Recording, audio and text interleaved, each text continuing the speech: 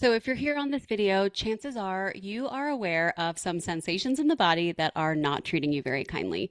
Whether that is pain, neuropathic pain, achiness, burning, tingling, numbness, pain that's always in the same spot, pain that moves around, headaches, migraines, diagnosed, undiagnosed, something that you're curious about from Dr. ChatGPT, or something that your doctors have tried to put into words but can't really label.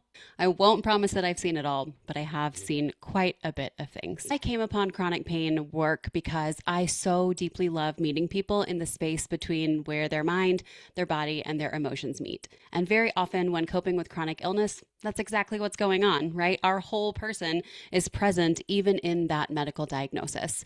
And so that's a quick snapshot of how I came to this work. Why I continue to do it? Because I deeply believe that healing is possible when we actually take an integrative approach, a whole person approach. Now, you might have heard buzzwords like this before, but what do I mean when I say them? Let's talk about it. To me, integration is specific to 5 domains that I often work with, the patterns that I see in my clients. So let's break it down. Your mind. What does that mean? How you think about things, how you perceive things, what your memories are, how you talk to yourself, what that internal chatter is. And I think a lot of folks that I work with are really familiar with how their mind is important, but they don't always know what to then do with it. And it also can cause this really not fun shame cycle of, oh my gosh, I was supposed to know better. Oh my gosh, I didn't do better. Oh my gosh, it's my fault. And here we are. So we work on that bit. We also, of course, work on your body. So that can mean a few different things, but really what it means for the clients I work with is their physiology, their nervous system functioning. A lot of the clients I work with are familiar with or have the syndrome and symptoms of central nervous system sensitization. And so we are working on, okay, what's going on internally? Both the parts that you can know about and the parts that are just happening in the background. So that's what I mean when I say body. So we've got mind, we've got body, then we've got the emotions. How does it feel to be a person coping with chronic pain? How does it feel to be a person who wakes up at the time you wake up? How does it feel to be a person who accomplishes your to-do list or doesn't get everything done, right? The emotions are an incredible source of information. And I think so often in pop culture, and especially in the world of evidence-based psychotherapy, emotions get demonized. It's like, well, you should be able to overpower them. And honestly, I come at it from a different lens. We should be able to sit with them. We should be able to befriend them and get to know them. No, that doesn't mean that they're driving the car, that they have full power. It means that we are in partnership and relationship together. All right, so those are the first three of 5: mind, body, emotion. The other 2 that we bring to the table are, of course, your behaviors, right? What are your routines? I spoke about what does it feel like to be the person who gets your list done. Well, what's on your list? What do you actually give your time and attention to? What are the coping strategies that you use? What are the coping strategies you don't use, for better or worse on either side? So we explore different routines like that. And this is also where some of my chronic pain expertise will really shine for you, because I'm going to give you the tools that work best when living in a body that's coping with chronic illness, fatigue, or pain.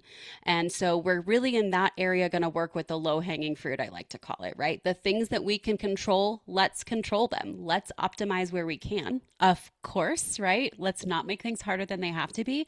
But also, there are always going to be bits and pieces that are out of your control or that don't move as easily or fast as you wish. And I think that really is a nice transition into our 5th of these 5 areas, which is the identity.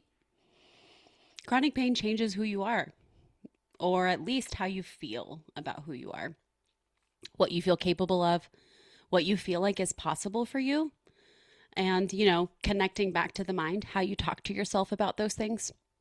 The truth is, a lot of people come to me being well aware of at least 1 or 2 of these 5 areas, whether they feel like they've got it down pat, whether they know that they're struggling in those areas. And then the other truth is that at least 1 or 2 of those they're not aware of, or they don't have a well-developed muscle, or it's something that they haven't looked at or have been actively avoiding for quite a long time. And that's where I see my job on your healing journey, is to help you kind of figure out, where the heck are you in all of these 5 areas? And are they moving you in the direction you want to be going? Sometimes we can have the best of intentions, let's call that in the mind bucket, and yet it feels like our body won't cooperate. Or sometimes we hold those intentions really deeply in our heart, but we don't know how to actually make them happen, how to put them in motion in our life. That's your behavior bucket. So, to me, one of the first steps of helping you on your healing journey is assessing where you are in those areas and making sure that they're actually working in your favor. And then the next part is making sure they're all actually playing nicely together, right? Not only that they're working in your favor and moving in the same direction, but that they're also getting along and in harmony. There are plenty of times that who we believe ourselves to be and what we're doing with our actions, our time, our effort are totally not congruent. That's life. That's called being a human. You're not doing it wrong. And when it comes to managing chronic health conditions, which are very likely connected to how we feel about ourselves, how our emotions are functioning, and what we're doing with our time, then yeah, we have to look at the whole picture. So that's how I see my role in the journey for my clients. If that is something that resonates with you, if you want to get into that kind of work, excuse me, where we both kind of acknowledge the easy bits, the low hanging fruit, and we get to go deeper and really help you uncover what is stuck, shake loose what needs to be cleared and freed from you, and help you make these things that are going on in the background unconsciously actually a part of your day to day and something you feel you have agency over, then we should definitely have a chat and talk some more about how my work might be a great fit for you.